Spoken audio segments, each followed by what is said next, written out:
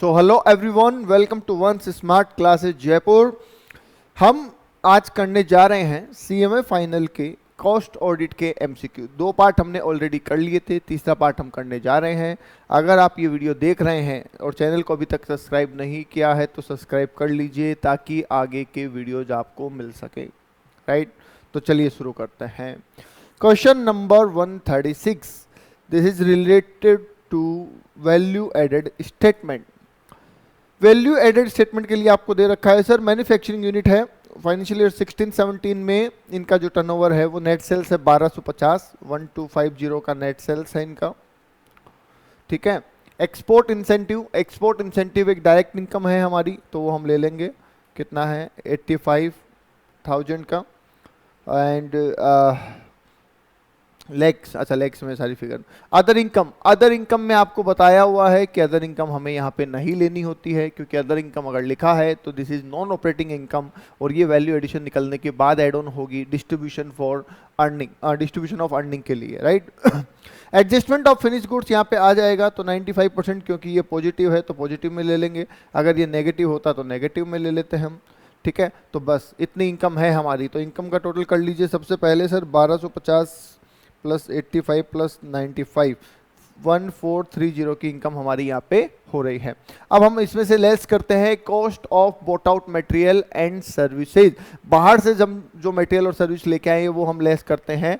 अगर एम्प्लॉय को कुछ दिया है लेस नहीं करेंगे, डायरेक्टर को कुछ दिया है लेस नहीं करेंगे, डेप्रिसिएशन लेस नहीं करेंगे, गवर्नमेंट को दिए हुए टैक्सेस लेस नहीं करेंगे, शेयर होल्डर को दिया हुआ डिविडेंड लेस नहीं करेंगे, और लॉन्ग टर्म लोन पे जो इंटरेस्ट देते हैं वो लेस नहीं करेंगे। तो यहाँ पे हमें सबसे पहले बोला गया मटेरियल, तो मटेरियल को लेस कर दीजिए, कोई दिक्कत नहीं है, 634। दूसरा बोला गया सैलरी लेस नहीं करेंगे क्योंकि ये वैल्यू एडिशन टुवर्ड्स एम्प्लॉय है। ओवरहेड हम लेस कर देंगे क्योंकि ओवरहेड किसी के लिए भी वैल्यू एडिशन नहीं है, तो 101.8 आ जाएगा। टैक्स हम नहीं करेंगे क्योंकि tax value addition towards government होता है। तो हमारा जो आंसर आएगा वैल्यू एडेड का वो आएगा 634 माइनस 101.8, तो 694.2। ठीक है, यहाँ पे आंसर नहीं है। यस, बिल्कुल यहाँ पे आंसर नहीं है, तो ये गलत है। हमारा आंसर बिल्कुल करेक्ट है, तो आप ये लिखेंगे। क्यों नहीं मैच होगा सर? देखो मैं वो बता देता हूँ, हालांकि जो गलत है सो गलत है। ये लोग क्या कर रहे हैं, ये वैल्यू एडिशन निकालने के लिए ओवरहेड को लेस नहीं कर रहे हैं, जबकि ऐसा कोई लॉजिक नहीं है, कहीं नहीं लिखा कि ओवरहेड को लेस नहीं करना है।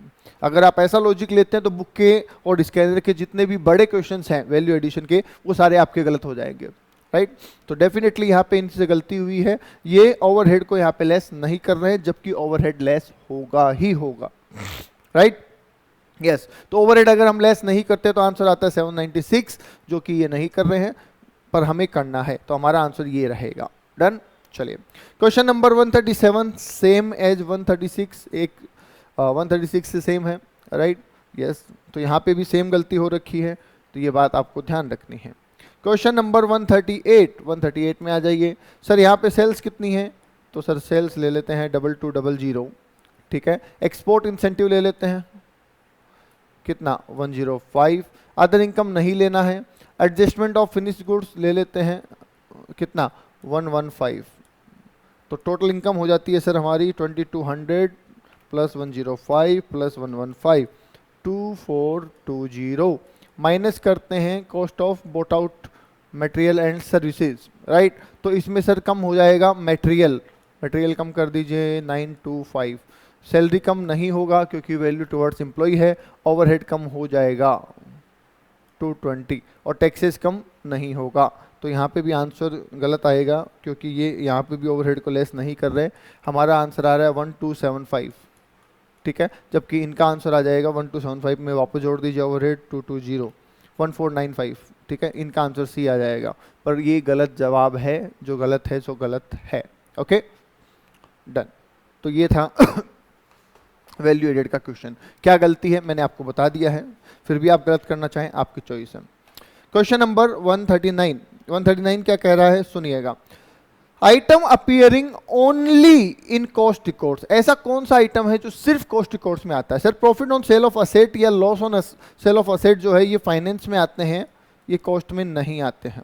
ठीक है, और हमें पूछा कॉस्ट में कौन सा आता है, ठीक है। इंटरेस्ट सिर्फ फाइनेंस में आता है सर। नॉशनल, फाइनेंशियल स्टेटमेंट में कोई भी नॉशनल चीज़ नहीं आती, क्योंकि वो पास्ट डेटा पे चलता है, जो हो चुका है वो लिखता है, जो हो सकता है उसकी बातें नहीं करता है। तो हमारा आंसर यहाँ पे रहेगा D, that is notional interest on capital जो है वो कॉस्टिंग में तो लिखा जाता है पर यहाँ पे नहीं लिखा जाता। क्वेश्चन नंबर 140 क्या कह रहा है, profit reconciliation of the company as a whole is deal in, मतलब जब हम प्रॉफिट रिकंसिलिएशन बनाएंगे एज ए होल, उसको हम कहाँ पे प्रेजेंट करेंगे, तो सर हम उसको part D para 2, part D C para 1। तो देखो पहली बात तो हमें इतना जरूर पता है कि sir reconciliation statement, value added statement, देखो आप एक चीज समझना इसमें मैं क्या बोलना चाह रहा हूं, हो सकता है आपको ये ना पता हो कि पैरा 1 है, पैरा 2 है, पैरा 3 है, मे बी, पर पार्ट तो पता है ना। तो हमें ये पता है कि सर वैल्यू एडिशन, रिकंसिलिएशन सब पार्ट डी में आते हैं।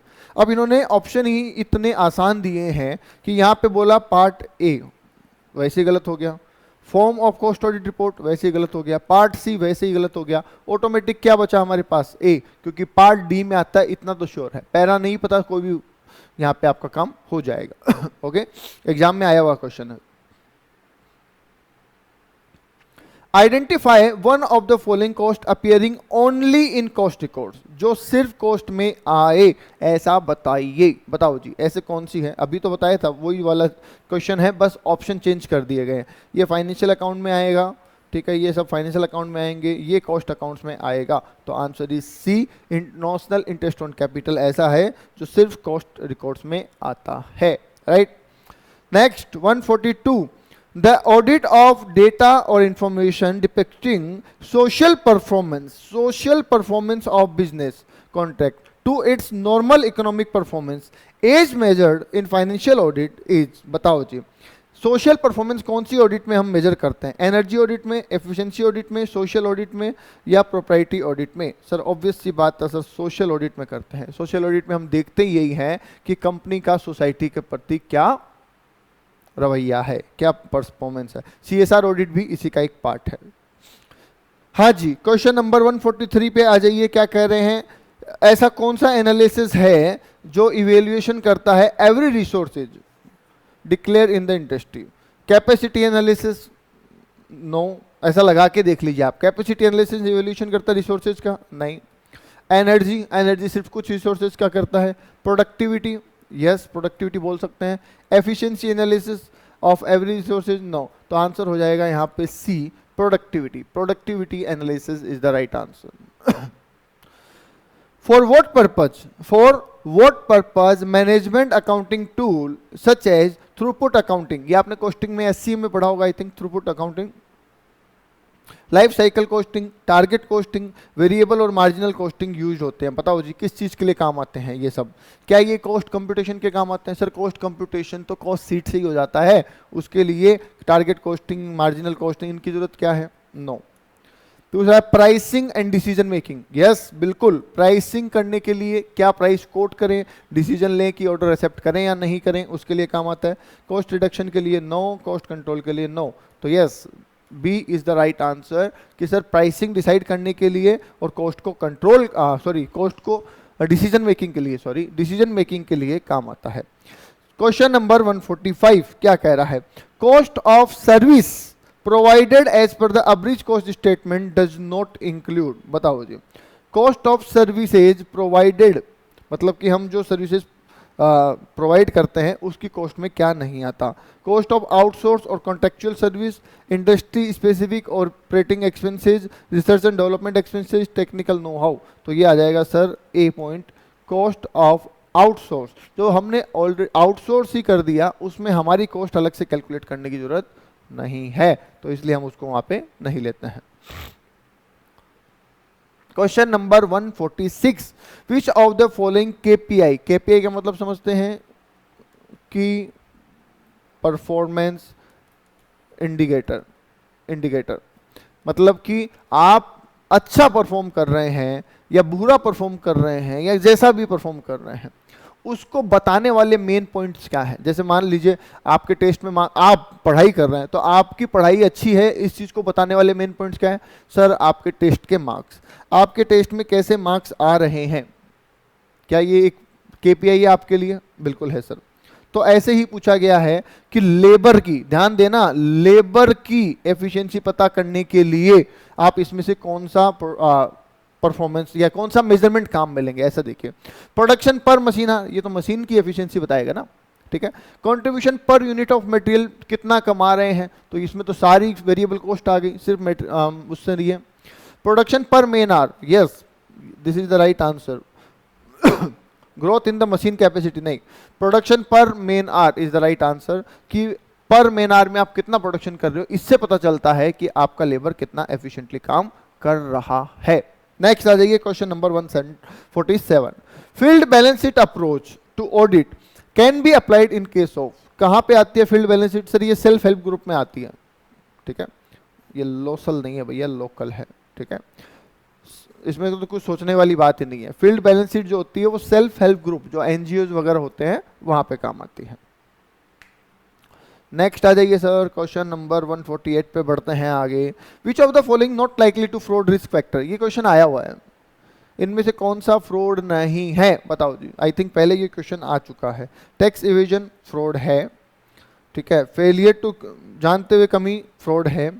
अडॉप्शन ऑफ कंजर्वेटिव अप्रोच, ये फ्रॉड नहीं है, ठीक है। ये एक सोच है पर ये कोई फ्रॉड नहीं है। सेम टू सेम क्वेश्चन आ चुका है अर्लियर क्वेश्चंस में। चलिए, which of the following audit is primary objective to ensure accuracy in cost data, cost accumulation and exact computation of cost of a product, बताओ जी। इनमें से ऐसी कौन सी ऑडिट है जिसका जो पर्पज होता है, जिसका जो ऑब्जेक्टिव होता है वो ये होता है कि कॉस्टिंग प्रॉपर्ली निकाली गई हो, बताओ। सर क्या मजाक कर रहे हो, ये कोई मजाक की बातें हैं क्या?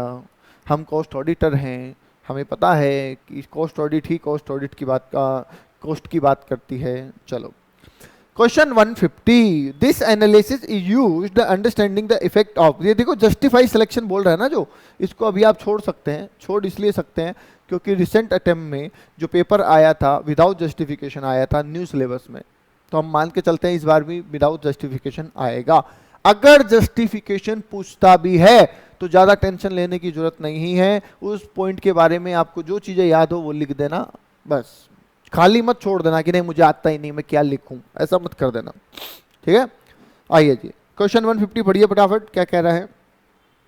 This analysis is useful in understanding the effect of variable cost on net income, बताओ जी ऐसा कौन सा एनालिसिस है जो वेरिएबल कॉस्ट का इंपैक्ट बताता है प्रॉफिट पे। तो सर वेरिएबल कॉस्ट और प्रॉफिट का तो चलो देखते हैं।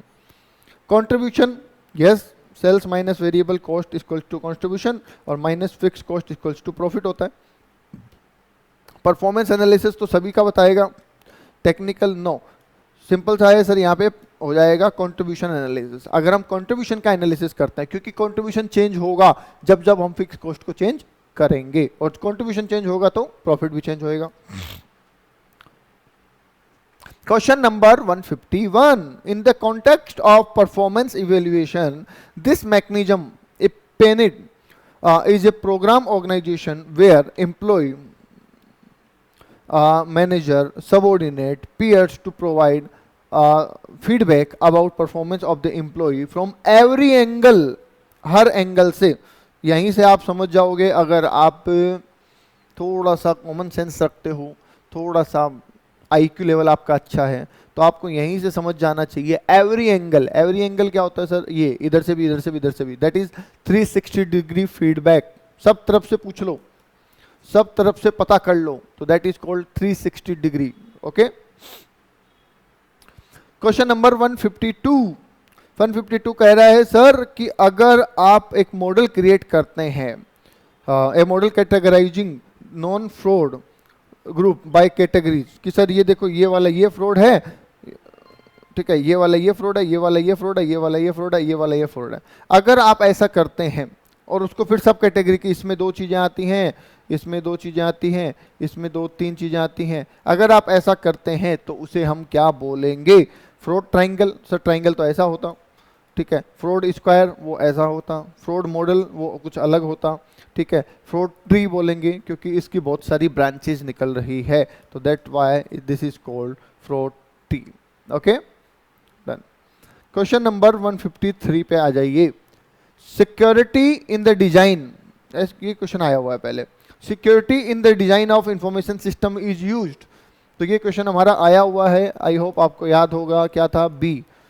दो क्वेश्चन आए थे ऐसा, एक डिजाइन को लेके आया था, उसमें ए आंसर था ये स्पेसिफिकेशन वाला, और एक सिक्योरिटी को लेके आया था जिसमें आंसर था protect data and program from accidental and intentional loss. क्या सिक्योरिटी लगाते हैं हम, कि डेटा का अनऑथराइज एक्सेस ना हो।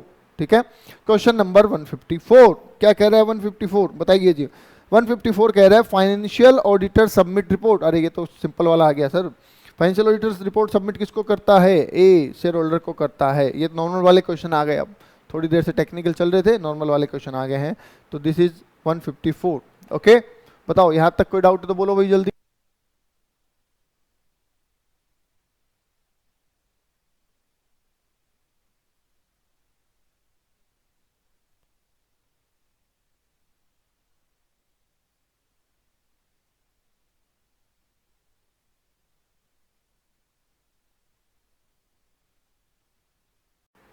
ओके, थोड़ा सा आई थिंक ऑडियो नहीं आया होगा आपको, मैं फिर से बोल देता हूं। क्वेश्चन नंबर 155 कह रहा है कि सर आप किसी ऑर्गेनाइजेशन की ऑडिट कर रहे हैं और आपको पता चलता है कि उस ऑर्गेनाइजेशन में method of valuation of stock change हुआ है, तो आप क्या करेंगे? क्या आप कहेंगे ठीक है हुआ तो हुआ, क्या हुआ कोई बात नहीं। दूसरा आप बोलेंगे नहीं जी ऐसा तो नहीं हो सकता, तो मैं रिपोर्ट करूंगा, तो आप रिपोर्ट में लिखेंगे उसको। तीसरा कह रहे हैं कि allow it with a note to this effect, कि बोलेंगे ठीक है पर आप अपनी डायरी में, अपने रिपोर्ट में उसको डाल देंगे कि ऐसा हुआ है, तो यस ज़्यादा बेटर है कि आप उसको अपने नॉलेज में ले लें, और ओके है, चेंज कर सकती है ऑर्गेनाइजेशन, उसमें क्या दिक्कत है। ओके, नेक्स्ट आ जाइए, audit under any statute in a country is called, अगर किसी भी देश में किसी कानून के अंडर में कोई ऑडिट हो रही है, किसी विधान के, हिंदी में बोले तो विधान, किसी विधान के अंडर में अगर कोई ऑडिट हो रही है तो उसे क्या बोलेंगे, उसे वैधानिक ऑडिट मतलब कि स्टैट्यूटरी ऑडिट बोलेंगे, सिंपल।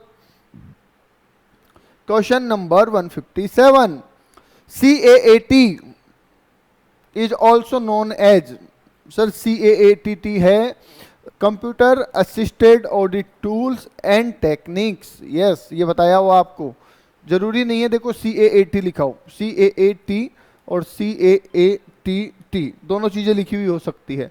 अगर ये लिखा है तो कंप्यूटर असिस्टेड ऑडिट टूल होगा, और ये लिखा है तो computer assisted audit tools and techniques होगा, राइट। और ये एस तो वैसे लिखा है, एस छोटा एस होता ना, टूल्स इस तरीके से।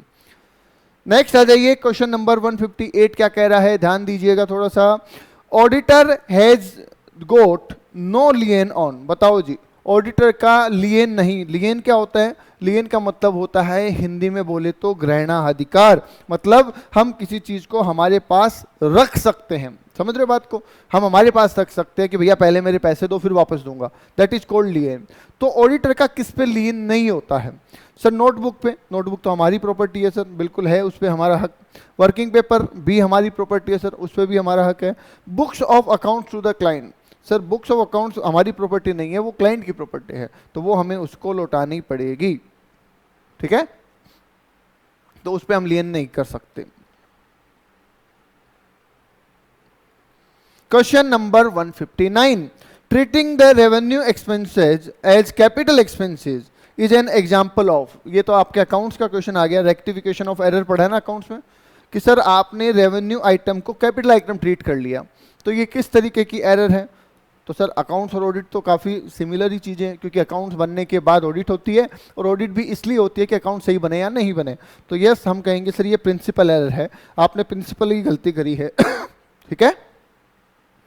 Question number 160, verification of asset involve a critical examination, आप जब असेट को वेरीफाई कर रहे होंगे तो आप क्रिटिकल एग्जामिनेशन किस चीज का करेंगे, ओनरशिप का, बिल्कुल हम देखेंगे कि वो ऑर्गेनाइजेशन के नाम पे है या नहीं। एग्जिस्टेंस का, बिल्कुल हम देखेंगे कि वो फिजिकली एग्जिस्ट करती है या नहीं। ऑल ऑफ दीज मतलब कि ये दोनों, और नन ऑफ दी अबव मतलब इन तीनों में से कोई नहीं। तो right answer will be C, कि सर हम ओनरशिप भी देखेंगे, एग्जिस्टेंस भी देखेंगे, राइट। चलिए क्वेश्चन नंबर 161 क्या कह रहा है, one of the major component of government audit, बताओ जी गवर्नमेंट ऑडिट का मेन कंपोनेंट क्या है। सर गवर्नमेंट ऑडिट का मेन कंपोनेंट है, वैसे तो गवर्नमेंट रेवेन्यू की भी ऑडिट होती है, यूनियन बजट और कंट्रोल के हिसाब से होती है, तो यहाँ पे हो जाएगा सी, गवर्नमेंट एक्सपेंडिचर। याद है आपको एक ऑडिट पढ़ी हमने, प्रोप्राइटरी ऑडिट। प्रोप्राइटरी ऑडिट में क्या पढ़ा था कि वो गवर्नमेंट के एक्सपेंसेस की ऑडिट होती है, और गवर्नमेंट के केस में सबसे ज़्यादा इंपॉर्टेंट जो ऑडिट है वो गवर्नमेंट एक्सपेंसेस की है। तो मेजर कंपोनेंट हम इसको बोल रहे हैं। There is no requirement, question पढ़िएगा, there is no requirement for audit working paper while conducting an audit and they only result in loss of time. बताओ जी, आपको कोई बोले कि साहब पढ़ाई के लिए कोई बुक्स, कॉपी, किताब की जरूरत नहीं है, नोट्स की जरूरत नहीं है, ये सिर्फ वेस्टेज ऑफ टाइम है, तो क्या सही है? बिल्कुल बकवास बात है। तो पूछा गया कि क्या ये स्टेटमेंट करेक्ट है? नहीं जी, बिल्कुल नहीं। क्या ये स्टेटमेंट इनकरेक्ट है? यस। क्या स्टेटमेंट इनकम्प्लीट है? नहीं जी। तो आंसर हो जाएगा बी, कि ये बिल्कुल गलत बात है, बिल्कुल बकवास बोल रहे हैं। ठीक है, वर्किंग पेपर के बिना तो ऑडिट का मतलब ही नहीं है। ठीक है जी, आगे चलिए। The consumer service audit critically examine. Consumer service audit जब आप करते हैं तो आप क्या एग्जामिन करते हैं? पहला, आउटस्टैंडिंग पेमेंट्स। बताओ पहला क्या करते हैं? आउटस्टैंडिंग पेमेंट्स ऑफ कंज्यूमर, कि क्या कस्टमर का पैसा बाकी जो है उसको देखते हैं। Price of consumer are ready to pay for a particular product, एक प्रोडक्ट के लिए कितना वो पे करना चाहते हैं, करने को तैयार है, क्या वो देखते हैं। ये एंड हटा दीजिएगा, ये एंड यहाँ था। Appraise management of a business enterprises of responsibility towards the customer और demand a product by customer. Customer क्या चाहता है, कस्टमर कितना पे करना चाहता है, कस्टमर का कितना बैलेंस बाकी है। कंज्यूमर सर्विस ऑडिट में इन चीज़ों से मतलब नहीं है। कंज्यूमर सर्विस ऑडिट में ये मतलब है कि हमारा कस्टमर कितना सेटिस्फाइड है। तो यहाँ पे ये आ जाएगा सी। क्या कह रहा है सी? कि सर ये देखना कि मैनेजमेंट ने कस्टमर के लिए अपनी जो जिम्मेदारियां थी उसको कितना अच्छे से निभाया है। Right. Question number 164, the management auditor should evaluate MIS of an organisation. बताओ जी, MIS क्या होता है? सर MIS होता है मैनेजमेंट इंफॉर्मेशन सिस्टम। क्या होता है? Management information system. क्या करता है ये? सर ये मैनेजमेंट को डिफरेंट काइंड ऑफ रिपोर्ट बना के देता है, जिनके बेस पे मैनेजमेंट अपने डिसीजंस लेता है। तो अब आप एज ए ऑडिटर हो और आप जाके MIS को चेक करते हो, तो आप चेक करोगे क्या, किन चीज़ों को देखोगे? तो पहला सर आप ये देखोगे कि उसका कंटेंट कैसा है, क्वालिटी कैसी है और सोर्स ऑफ इंफॉर्मेशन कैसे हैं। बिल्कुल देखेंगे सर।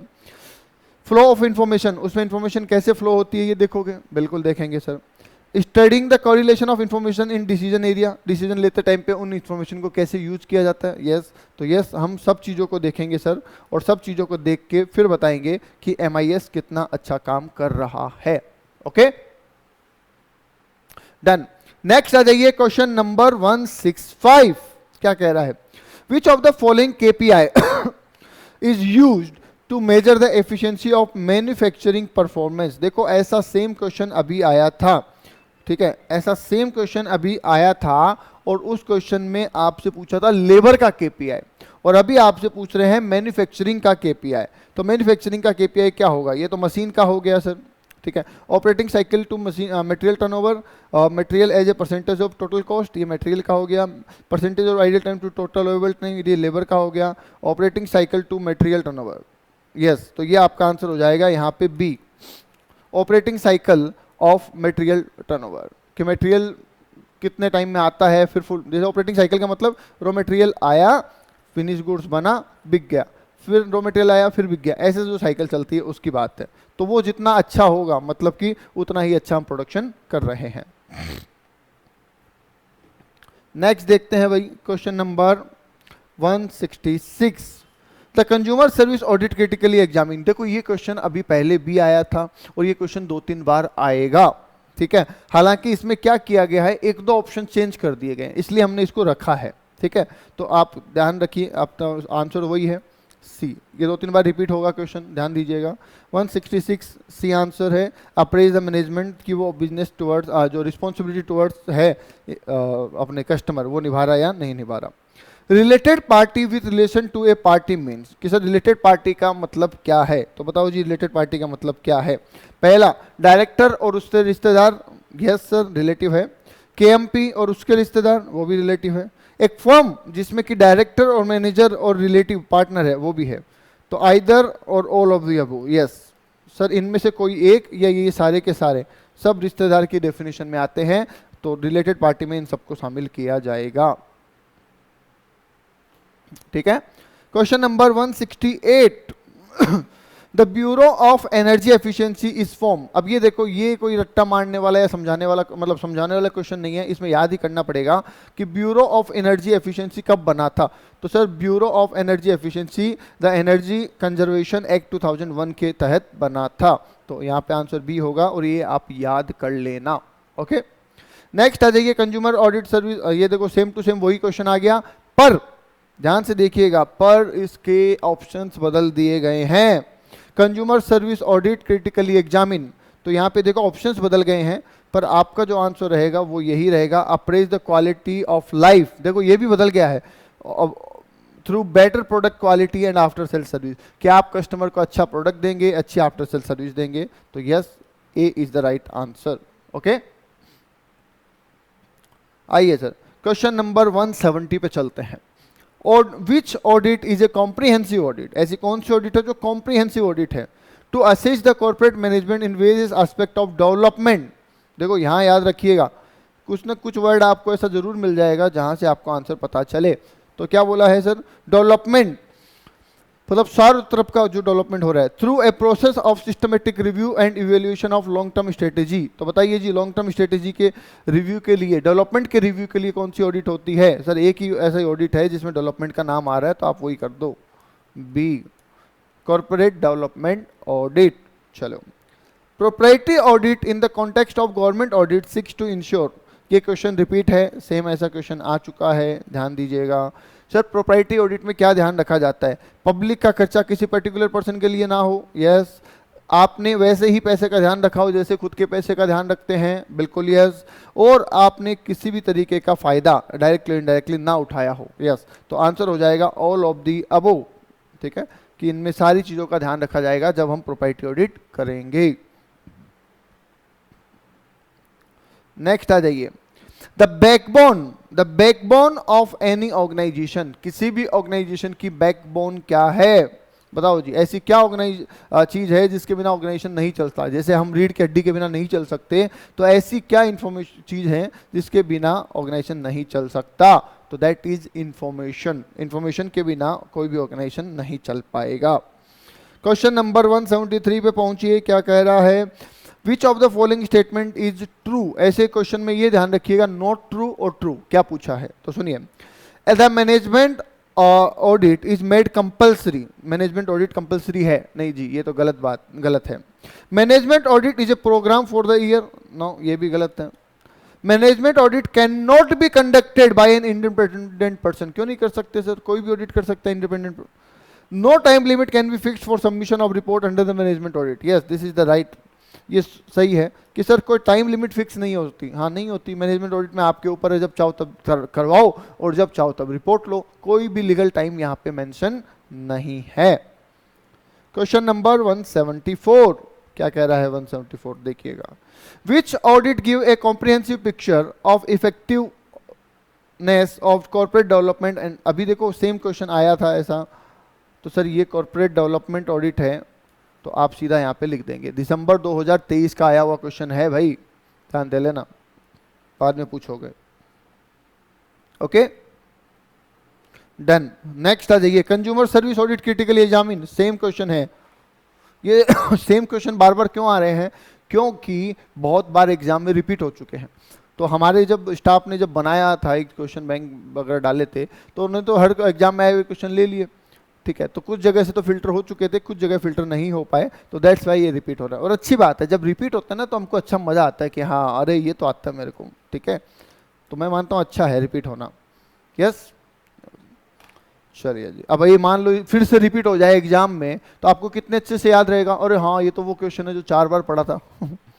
राइट, चलिए जी नेक्स्ट आ जाइए। क्वेश्चन नंबर 176 दिसंबर 2022 का आया हुआ क्वेश्चन है, ध्यान दीजिएगा। विच of the following area should be covered under CSR audit. CSR audit में कौन सी चीजों को ध्यान रखना है। बताओ जी। पहला है safety of investment, satisfactory return and capital growth. इसका सीएसआर से क्या लेना देना? हमने कहीं पैसा लगाया, वो कितना सेफ है, उससे कितनी ग्रोथ हो रही है, इसका सीएसआर से क्या लेना देना सर? कोई लेना देना नहीं है। Compliance with the various legislation, payment of taxes, हमने पेमेंट ऑफ टैक्स टाइम पे किया या नहीं किया, इसका सीएसआर से कोई लेना देना नहीं है। Human rights, corporate governance, community involvement in relating to with the client और प्रिवेंशन ऑफ करप्शन, ये चीजें जरूर ह्यूमन रिसोर्स सीएसआर से रिलेटेड लग रही है। Undertaking energy efficiency measure for cost reduction, cost कम करने के लिए एनर्जी एफिशिएंट होना, नहीं जी। तो हमारा आंसर हो जाएगा सी कि सीएसआर में हम इन चीजों को कवर करेंगे। क्वेश्चन नंबर 177 क्या कह रहा है? Which of the following KPI, आप अगर ध्यान देंगे तो केपीआई का क्वेश्चन बहुत बार पूछा जा रहा है। लेबर के लिए केपीआई क्या है, मशीन के लिए केपीआई क्या है, ऑर्गेनाइजेशन के लिए केपीआई क्या है, ठीक है। तो पहले आया था लेबर का, फिर आया था प्रोडक्शन का, अभी आया मशीन का। तो मशीन के लिए ratio of ideal time to the total available time, हाँ ये काम की चीज है। मशीन डाउन टाइम, ये भी काम की चीज है। Cost per of break down hours, ठीक है, ये भी है। और contribution per unit of material, नहीं ये नहीं है। तो सर 3 क्वेश्चन है, 3 पॉइंट और तीनों लगते हैं ठीक। पर सबसे इंपॉर्टेंट इसमें क्या है सर? इसमें सबसे इंपॉर्टेंट रहेगा बी, मतलब कि मशीन डाउन टाइम रेशियो, कि मशीन कितनी देर चलती है और कितनी देर रुक जाती है। भाई आपको कोई पूछे कि बताओ जी मशीन अच्छा काम कर रही नहीं कर रही, किससे पता लगाओगे? आइडियल टाइम अगर मशीन रहती है तो उसमें मशीन की गलती है या हमारी गलती है, पहले ये बताओ। अगर मशीन खाली पड़ी है, सब चल रही है अच्छी खासी, पर ऑर्डर ही नहीं है हमारे पास, तो हम बैठे हैं, तो इसमें मशीन की गलती है या हमारी है? मशीन की है ना? अरे हमारी है, मशीन की कहाँ से हुई यार? फिर वही बात, अगर मशीन खराब होने की वजह से नहीं चल रही तो मशीन की कमी है, पर मशीन अच्छी खासी है पर ऑर्डर नहीं है इसलिए नहीं चल रही, तो मशीन क्या करेगी? तो इसलिए हम ये नहीं बोल सकते कि मशीन के खाली रहने से हम ये जज कर सकते हैं, right? Okay. Cost per breakdown hour, ये अच्छा पॉइंट है, पर ज्यादा बेटर है मशीन डाउन टाइम रेशियो, कि कितनी देर मशीन डाउन टाइम रही और कितनी देर मशीन चली। ओके, चलिए जी आगे चलते हैं। Question number 178। Okay, question number 178, which audit is generally defined as the audit of data or information depicting social performance of a business in contrast to its formal economic performance as measured in financial audit। बताओ जी ऐसी कौन सी audit है? ये भी I think question repeat हुआ है कि जो सोशल चीज़ों पे ध्यान रखती है। ऑब्वियस सी बात है सर, सोशल ऑडिट जो है जो सोशल एस्पेक्ट को देखती है, राइट? और सीएसआर ऑडिट इसी का एक पार्ट है, मैंने आपको बताया हुआ है। There are no fixed item of evidence to be checked by the management auditor. A management auditor has to rely more on। बताओ जी, ऐसा कुछ नहीं है कि सर ये देख लो, ये देख लो, ये देख लो, ये देख लो, हो गई ऑडिट। ऐसा कुछ फिक्स नहीं है। तो क्या चेक किया जाए सर? ये डिपेंड करता है आपके अनुभव के ऊपर। जैसे जैसे आप ऑडिट करते जाते हैं आप में एक एक्सपीरियंस आता जाता है, और उस एक्सपीरियंस के बेस पे आप क्या कर देते हैं? ये कर देते हैं। तो yes, his experience and acumen हम बोलेंगे, ऑब्जर्वेशन वगैरह नहीं। ये तो सर लिमिट, ये तो टास्क है बच्चे। Observation of auditor, physical verification, data available, ये सब तो टास्क, एक प्रोसेस का हिस्सा है। पर फाइनली कितना चेक करना है ये आपके एक्सपीरियंस पे, आपके नॉलेज पे, आपके प्रोफेशनल स्केप्टिसिज्म पे डिपेंड करेगा। ओके, क्वेश्चन नंबर 180 की बात कर लीजिए। Management auditor should have A through knowledge of, बताइए जी किस चीज का नॉलेज होना चाहिए मैनेजमेंट ऑडिटर को? क्योंकि मैनेजमेंट ऑडिटर मैनेजमेंट की एफिशिएंसी को देखता है, तो उसे मैनेजमेंट तो फाइनेंस का भी काम करेगा, प्रोडक्शन का भी करेगा, कॉस्टिंग का भी करेगा। तो आपको ऑल ऑफ दी अबो सारी चीजों का नॉलेज होना चाहिए अगर आप मैनेजमेंट ऑडिट कर रहे हैं। तो नेक्स्ट आ जाइए। A management auditor can recommend the most suitable system of flow of information। Management auditor आपको बता सकता है कि देखो जी ऐसा कर लो, ये ठीक रहेगा। तो कौन से इंफॉर्मेशन के लिए बताएगा? इंटरनली क्या करना है उसके लिए बताएगा, एक्सटर्नली क्या करना चाहिए उसके लिए बताएगा, दोनों के लिए बताएगा, या कुछ नहीं बताएगा? तो सर मैनेजमेंट ऑडिटर क्योंकि सब चीजों को देखता है, तो वो इंटरनली और एक्सटर्नली दोनों चीजें आपको बता सकता है। Okay, question number 182, management auditor should be well versed. बताइए जी, मैनेजमेंट ऑडिटर को किन किन चीज़ों की जानकारी होनी चाहिए? क्या मैनेजमेंट बाय एक्सेप्शन पता होना चाहिए, मैनेजमेंट बाय ऑब्जेक्टिव पता होना चाहिए, management principle of delegation of authority पता होना चाहिए? सर सब कुछ पता होना चाहिए। अभी बताया आपको कि मैनेजमेंट जो होता है, मैनेजमेंट ऑडिटर, उसको हर स्ट्रीम की जानकारी होनी चाहिए।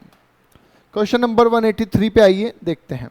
विच of the following statement is true about the, ये तो सेम क्वेश्चन आया था, सेम क्वेश्चन आ चुका है, ठीक है, तो लिख लीजिए सेम, और no time limit can be fixed.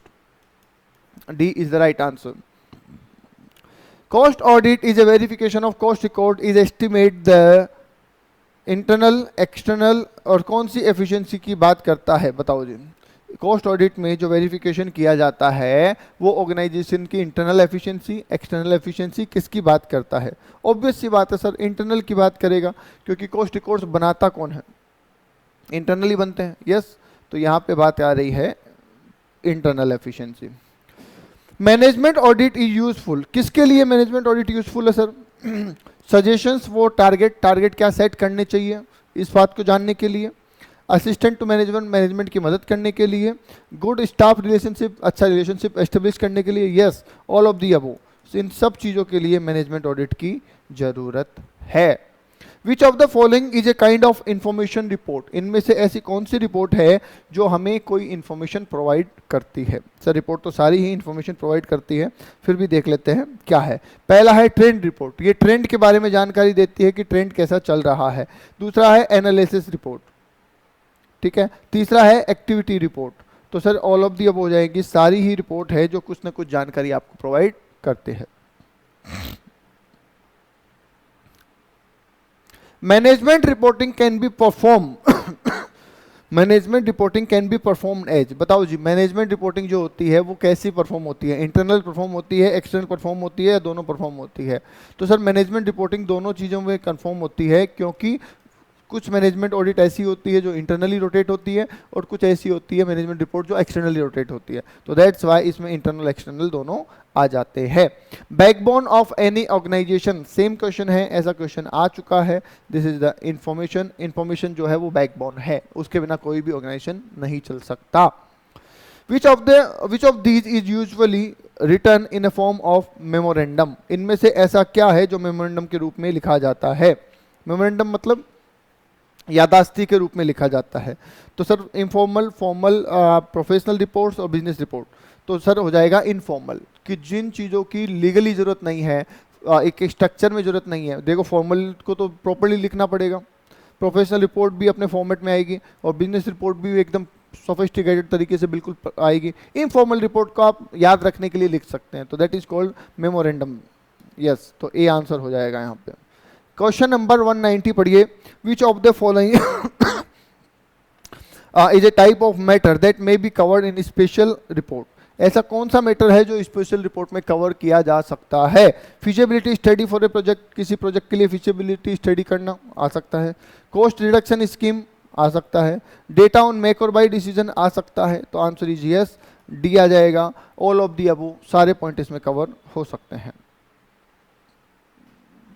Next आ जाइए, क्वेश्चन नंबर 191 क्या कह रहा है, देखिएगा।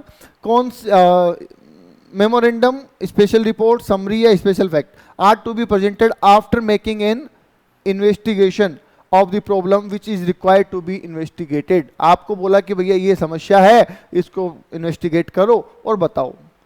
तो अगर आपने किसी समस्या को इन्वेस्टिगेट करके लिखा है तो उसके लिए क्या लिखोगे आप? मेमोरेंडम लिखोगे, समरी लिखोगे, स्पेशल फैक्ट लिखोगे, या स्पेशल रिपोर्ट लिखोगे? ऑब्वियस सी बात है सर, स्पेशल रिपोर्ट लिखेंगे, क्योंकि जो इन्वेस्टिगेशन होती है वो किसी स्पेसिफिक मैटर पे होती है, वो जनरल रिपोर्ट नहीं है। तो that is special report. Okay, question number 192 क्या है जो very important method for presenting information to the management in a pictorial manner and attract the eye of recipient, कि ऐसी क्या चीज़ है जिसको आप पिक्चर के रूप में प्रेजेंट करते हैं, है ना, और पिक्चर के रूप में प्रेजेंट करते हैं और ऐसा कि तुरंत ग्रैब हो जाए। देखो जब हम कोई चीज़ चार्ट बना के या ऐसे लिखते हैं तुरंत चीज़ें पकड़ में आ जाती है, हाईलाइट करके लिखते हैं तो तुरंत चीज़ें पकड़ में आ जाती है। तो इनमें ऐसी क्या चीज़ें हैं कि इनमें से ऐसा किस में होता है जिसमें ऐसा किया जाता है? टेबुलर प्रेजेंटेशन में नहीं होता सर, उसमें तो टेबल बनती है। डिस्क्रिप्टिव में लिखा जाता है, graphic presentation, yes graphic presentation is the right answer, जिसमें हम ग्राफ के जरिए, चार्ट के जरिए समझाते हैं। पाई चार्ट हो सकता है या और कोई सा चार्ट हो सकता है। ओके चलिए क्वेश्चन नंबर 193 कि सर ऐसे कौन सी रिपोर्ट है जो प्रेजेंट होती है in the form of comparative statement. Comparative statement के रूप में कौन सी रिपोर्ट होती है? डिस्क्रिप्टिव होती है या फिर ग्राफिक प्रेजेंटेशन होता है, ट्रांजेक्शनल होता है और टेबुलर होता है। वैसे तो सर सारे हो सकते हैं पर टेबुलर में ज़्यादा अच्छा से कंपैरिजन हो सकता है। जैसे कि ये हो गया 2018 का, ये हो गया 2019 का। तो yes D is the right answer, जिसमें हम बोल रहे हैं टेबुलर रिपोर्ट्स आती है। नेक्स्ट आ जाइए, which of the following general principle is required to be followed by reporting. जब आप रिपोर्ट बना रहे होते हैं तो इसमें से किसको आपको फॉलो करना जरूरी है? पहला है report should have a proper title. Yes, कोई भी रिपोर्ट बनाते हैं, tax audit report, cost audit report, secretarial audit report, management audit report, title जरूर होना चाहिए। ये हमने एलिमेंट्स ऑफ ऑडिट रिपोर्ट में भी पढ़ा है। Report should be good in form and should have सब हेडिंग एंड पैराग्राफ। बिल्कुल सब हेडिंग होनी चाहिए और अच्छे फॉर्मेट में होनी चाहिए। Format of the report should be change frequently. No, change नहीं होना चाहिए बार बार। Report should be factual. Yes, fact के बेस पे होनी चाहिए। Report need not save the time of the management. Time बचाए ऐसी नहीं होनी चाहिए, टाइम ना बचाने वाली होनी चाहिए, गलत बात। तो 1, 2 एंड 4, तो ये तो गलत हो जाएगा 2 एंड 4, ठीक है। यस, तो D is the right answer. 1, 2 and 4 तीनों ऑप्शन करेक्ट है, राइट। चलिए आगे देखते हैं। Question number 195, collecting comments and suggestion from the user to discover the way of continuous improvement the data and process can be described। बहुत simple है, तो बहुत ही सिंपल है भाई। आप अपने कस्टमर से पूछते हो कि सर बताइए जी आप हमारे बारे में क्या कहना चाहेंगे, हम क्या इंप्रूव कर सकते हैं। तो अगर आप इंप्रूवमेंट के लिए कस्टमर से सजेशन मांग रहे हैं, यूजर से सजेशन मांग रहे हैं, तो दैट इज कॉल्ड फीडबैक। उसको क्या बोलेंगे हम? फीडबैक बोलेंगे। Question number 196, which of these reports provide information without any evaluation। बताओ जी, इनमें से ऐसी कौन सी रिपोर्ट है जो बिना किसी इवेल्युएशन के ही आपको रिपोर्ट इंफॉर्मेशन प्रोवाइड कर देते हैं। इंफॉर्मेशनल मतलब कि जो सिर्फ इंफॉर्मेशन देने के लिए होती है, और इंटरप्रेटेटिव जिसमें कुछ मीनिंग निकलता है, ठीक है। Routine report, progress report, without any evaluation. तो सर ये हो जाएगा इंफॉर्मेशनल रिपोर्ट। इंफॉर्मेशनल रिपोर्ट होती है सिर्फ जानकारी के लिए होती है। ओके, क्वेश्चन नंबर 197, सर ऐसी कौन सी रिपोर्ट है जो राशन फाइंडिंग करती है? ठीक है, ऐसी कौन सी रिपोर्ट है जो राशन फाइंडिंग करती है?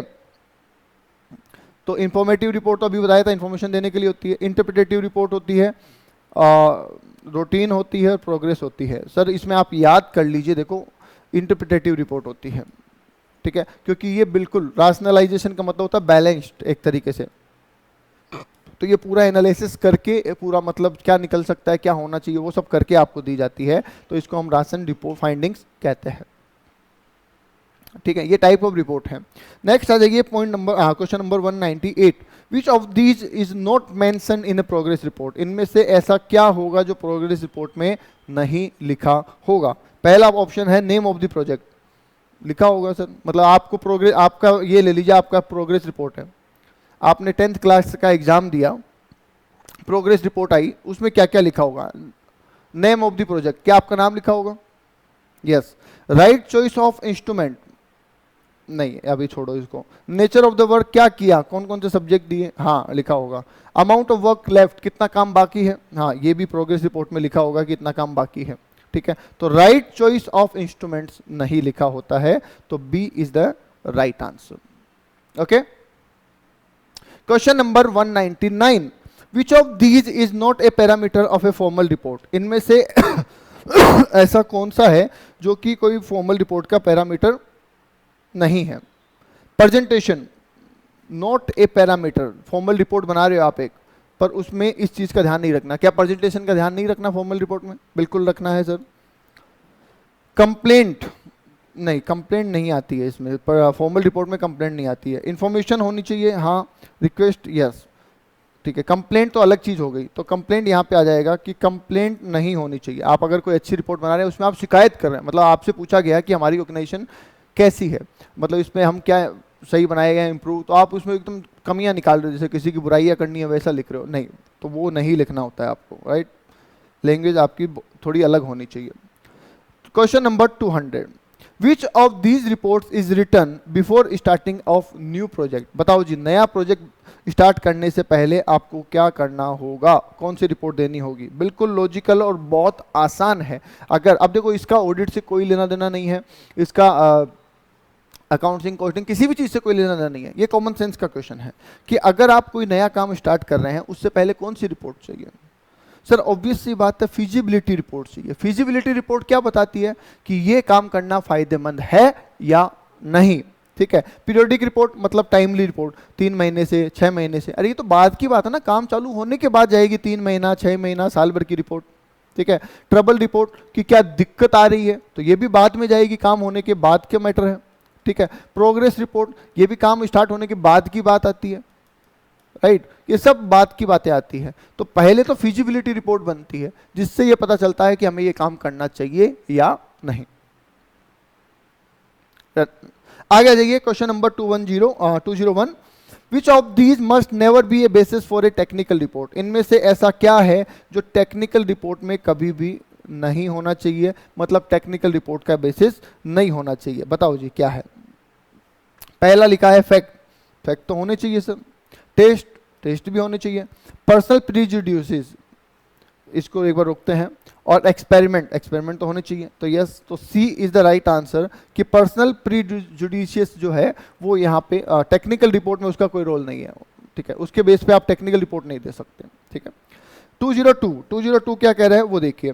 Report present conclusion based on, कोई भी रिपोर्ट अगर बनती है और उसमें आप लिखते हैं कि डॉक्टर लिखता है कि मेरे हिसाब से आपको कैंसर है, तो क्या वो इंट्यूशन से लिखता है कि मुझे ऐसा फील हो रहा है कि तुम्हारे पे कैंसर है? नो। इंट्यूशंस के बेस पे आप राय दे सकते हो, बोल सकते हो, पर रिपोर्ट नहीं दे सकते, ठीक है। बिलीफ, आपका मानना है कि सब मुझे ऐसा यकीन है कि आपको कैंसर है। जब तक रिपोर्ट, मैंने कहा ना रिपोर्ट नहीं बनती, रिपोर्ट किसी न किसी फैक्ट पे बनती है, तो ये नहीं आ सकता। इंप्रेशन, वही अगेन आपको फील है लगता है। इन्वेस्टिगेशन, यस, आप बायोप्सी कराएंगे, बायोप्सी रिपोर्ट में आएगा तब जाके आप बोलेंगे कि यस आपको कैंसर है, राइट। तो without investigation you can't say that you have some disease, right. तो वैसे ही कोई भी रिपोर्ट में हम अच्छा बुरा कहेंगे तो उसके लिए पहले हमें इन्वेस्टिगेशन करने की जरूरत होगी। फ्रॉड तुम्हें लग रहा, मुझे फील आ रहा है सर ऐसा आपके अगेंस्ट में कोई फ्रॉड होना चाहिए, तो आपने रिपोर्ट में लिख दिया कि फ्रॉड है, तो ऐसा नहीं चलेगा, राइट। ओके, क्वेश्चन नंबर 203 पे आ जाइए। क्या बोल रहे हैं? विच of these is not a parameter. अभी पहले भी आ चुका है ये ऐसा पॉइंट कि रिपोर्ट का पैरामीटर नहीं है, रिपोर्ट बनाने के लिए इसको ध्यान नहीं रखा जाना चाहिए। पहला, ability to acquire additional information. आप एडिशनल इंफॉर्मेशन कितनी निकाल सकते हो बताओ? क्या इसका रिपोर्ट से कोई लेना देना नहीं है? बिल्कुल इसका तो लेना देना है sir. Quality of additional information, आपने जो एडिशनल इंफॉर्मेशन निकाली वो कितनी बढ़िया है, उसमें क्या है, इसका भी है। Ability to arrive at subjective evaluation और ability to provide worthwhile recommendation. तो यहाँ पे सी आंसर हो जाएगा कि सर हम उसका सब्जेक्टिवली कितना इवेल्युएशन कर सकते हैं उससे मतलब नहीं है, ठीक है। क्या हुआ, क्या निकल के आया, क्या इंफॉर्मेशन है, वो मैटर करती है, ओके। चलिए 204 पे आ जाइए। क्रोनोलॉजिकल, क्रोनोलॉजिकल मतलब का एक बोलते हैं ना क्रम बोल सकते हैं। Chronological development of information in the body of the report is done according to the जब आप ये कोई रिपोर्ट बना रहे होते हो और उसमें आप ये करते हो कि ये इतनी रिपोर्ट पहले बनाई, फिर इतनी बनाई, फिर इतनी बनाई, क्रोनोलॉजिकल, तो इसको हम किस हिसाब से सेट करते हैं सर? कोई ना कोई, जैसे टाइम से सेट कर दिया, जनवरी फरवरी मार्च अप्रैल, या फाइनेंशियल ईयर सेट कर दिया अप्रैल मई जून से लेके मार्च तक, तो कोई तो होगा। तो इसको हम किस हिसाब से सेट करेंगे? तो सुनिए, पहला लॉजिकल सीक्वेंस ऑफ इवेंट, हाँ ठीक है, लॉजिकल सीक्वेंस में कर सकते हैं हम, ठीक है। Order in which event occurred, yes. Choice of writer, लिखने वाले की चॉइस है, ज़्यादा बेटर नहीं है। कलेक्शन ऑफ डेटा कब किया, नहीं। तो क्रोनोलॉजिकल का जो रिलेशन है वो बेसिकली टाइम से ज़्यादा होता है, ठीक है, क्रोनोलॉजिकल का मतलब टाइमिंग जो होती है, तो B is the right answer, B सही जवाब होगा कि जिस हिसाब से काम हुआ, पहले ये हुआ था इतनी तारीख को, फिर ये हुआ था, तो टाइमिंग हो गई बेसिकली कि जो पहले हुआ वो पहले लिखो, जो बाद में हुआ वो बाद में लिखो। ठीक है, ओके। चलिए आज का आखिरी क्वेश्चन है 205, विच of these must be avoided in a technical report. Technical report में इनमें से क्या अवॉइड करना चाहिए, बताओ जी। टेक्निकल रिपोर्ट में इनमें से क्या करना चाहिए। ये क्वेश्चन रिपीट हो चुका है, ऐसा क्वेश्चन था पहले। फैक्ट हमें ध्यान रखना है, लॉजिकल ध्यान रखना है, ऑब्जेक्टिव इवैल्यूएशन याद रखना है, सब्जेक्टिव इवैल्यूएशन को इग्नोर करना है, ऐसा क्वेश्चन ऑलरेडी आ चुका है। लीजिए, तो ये थे आपके आज के एमसीक्यू। आज के लिए इतना ही, फिर मिलेंगे नेक्स्ट क्लास में और कोशिश करेंगे कि नेक्स्ट क्लास में हमारे एमसीक्यूज ओवर हो जाएं। चलिए आज के लिए इतना ही, थैंक यू। मैं फिर कहूँगा, चैनल सब्सक्राइब नहीं किया है तो कर लेना, ताकि ऐसे इस सब्जेक्ट के और बाकी सब्जेक्ट के एमसीक्यू भी आपको मिल सके। Thank you.